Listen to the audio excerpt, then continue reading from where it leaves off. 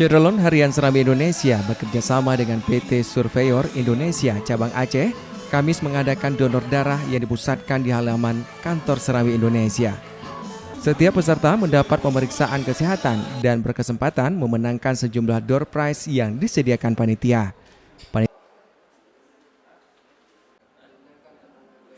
Panitia juga mengundang lembaga yang selama ini aktif dalam donor darah seperti Kodam Iskandar Muda, Polda Aceh, Polresta Banda Aceh, Rapi Banda Aceh, dan Aceh Besar, serta Orari Banda Aceh. Donor darah ini sendiri dilaksanakan dalam rangka HUT ke-27 Serambi Indonesia dan HUT ke-25 PT Surveyor Indonesia. Dari Banda Aceh, Reza Munawir, Serambi On TV.